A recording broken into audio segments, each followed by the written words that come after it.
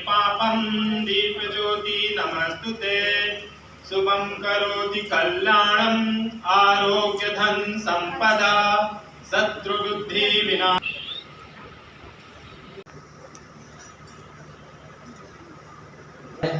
संगदत्वं संगो मनांसि जानता।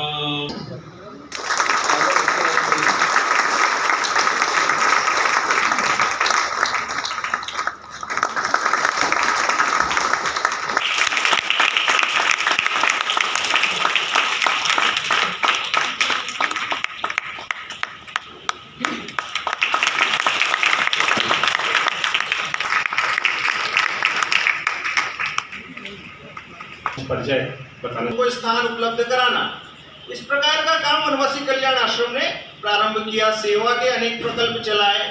फिर धीरे धीरे ये ध्यान में आया कि ये समाज आगे बढ़ चुका है।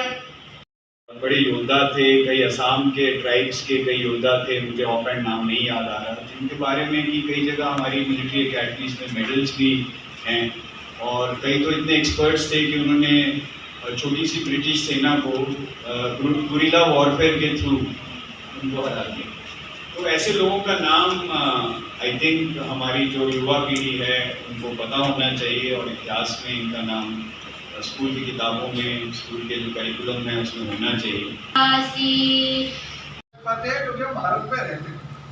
अगर हम किसी और देश में रहते तो शायद इतनी ऋतुएं हमको प्राप्त ही नहीं होती। एक ही ऋतु रहती, ठंडे ठंडे रहती। अरबस्तान में जाएंगे गर्मी गर्मी रहेगी, कभी ठंडा आएगी नहीं वहाँ। अरबस्तान में पानी कभी बरस गया तो बरस गया, कोई जरूरी नहीं है पानी हर साल आएगा ही।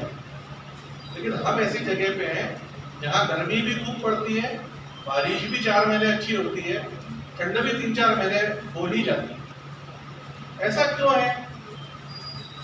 तो ये भारत संसार में ऐसा एक भारत देश ही है। तो इसलिए इतनी विविध जलवायु होने के कारण हमारे यहाँ बहुत प्रकार की विविधता है। हम एक सरीके नहीं रहते, पर हम एक हैं। लोग बोलते हैं कि हमारे अनेकता में एकता है, लेकिन डॉक्टर साहब ने बताया हम एक ही है, अलग अलग रूप में नहीं।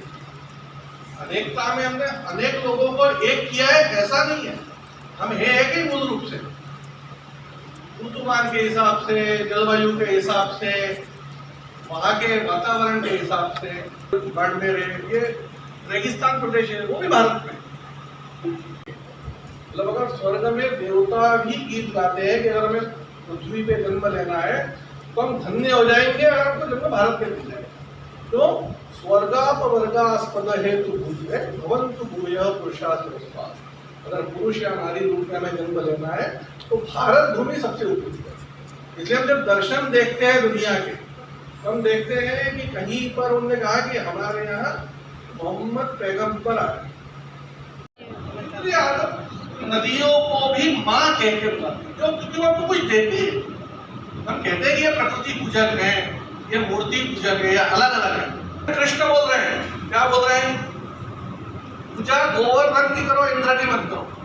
तो इंद्र हमें कुछ नहीं देता, गोवर्धन हमारी गायें चलती। गोवर्धन का जंगल पे हम अवलंबित है, गोवर्धन का पानी हमारे पास आता है। इसलिए पूजा किसकी करना है? गोवर्धन। कृष्ण क्या बोल रहे हैं? इंद्र की पूजा मत करो, गोवर्धन की पूजा। इसलिए इंद्र नाराज हो जाता है।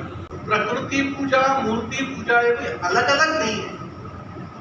नदियों की पूजा करना, पहाड़ों की पूजा करना, ये भारत की संस्कृति का एक हिस्सा है। लेकिन जो लोग गोवर्धन पर्वत से दूर हो गए वो क्या करेंगे? वो गोवर्धन की पूजा कैसे करेंगे?